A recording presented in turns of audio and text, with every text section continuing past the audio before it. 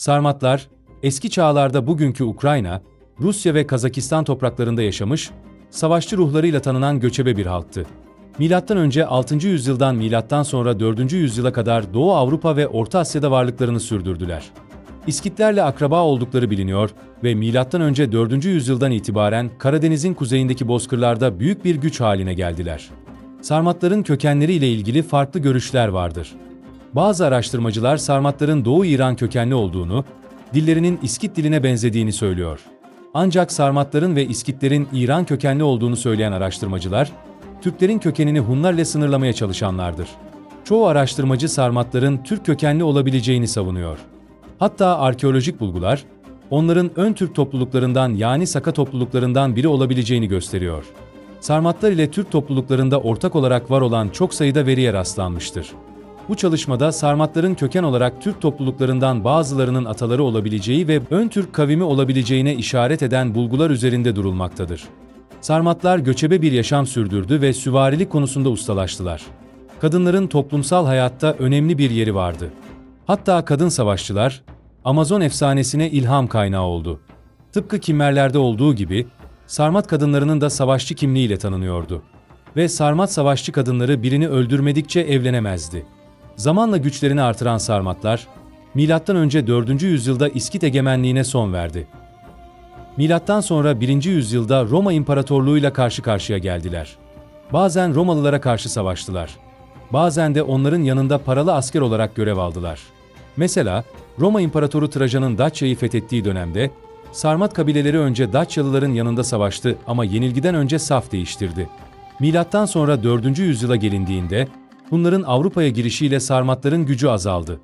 Bir bölümü Hunlar ile birleşerek varlıklarını devam ettirdiler. Bir bölümü ise Avrupa'nın içlerine ve Mezopotamya çevresine göç etti. Avrupa'nın içlerine gidenler, zamanla Germen ve Slav kabileleriyle karışarak tarih sahnesinden silinmişlerdir. Mezopotamya çevresine göç edenler bölge halklarına ve bölgedeki diğer Türki kavimlere karışarak kayboldu.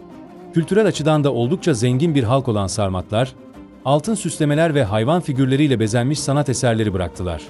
Ayrıca savaş teknolojileriyle de dikkat çektiler. Metal üzengiler ve uzun mızraklarıyla Orta Çağ Avrupa'sındaki şövalyelik geleneğine büyük etki yaptılar.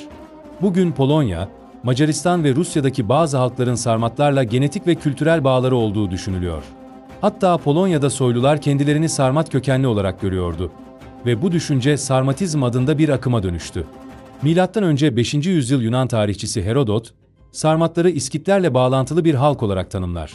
Göçebe bir toplum olduklarını ve kadın savaşçılarının erkeklerle eşit statüye sahip olduğunu söyler.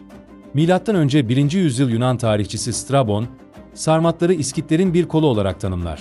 Sert doğa koşullarında yaşadıkları için son derece dayanıklı ve savaşçı bir halktır, der.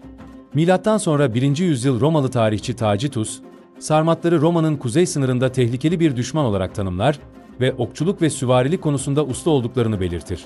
İngiliz tarihçi Edward Gibbon, Sarmatların Roma için büyük bir tehdit olduğunu söyler. Özellikle süvarilikte Romalılardan üstün olduklarını vurgular. Fransız tarihçi Ren Grosset, Sarmatları Avrasya bozkır kültürünün önemli temsilcilerinden biri olarak tanımlar. Onların hem İskitlerle hem de erken dönem Türk halklarıyla bağlantılı olabileceğini öne sürer. Macar arkeolog ve Profesör Istvin Bina, Sarmat savaşçılarının Avrupa'daki şövalyelik geleneğinin temelini oluşturduğunu savunur. Tatar Türkolog, düşünür, dilbilimci ve öğretmen Mirfatih Zekiyev, Sarmatların Türk olduğunu söyler. Sarmatlar, Orta Asya'dan Avrupa'ya uzanan bir savaşçı topluluk olarak büyük izler bıraktı.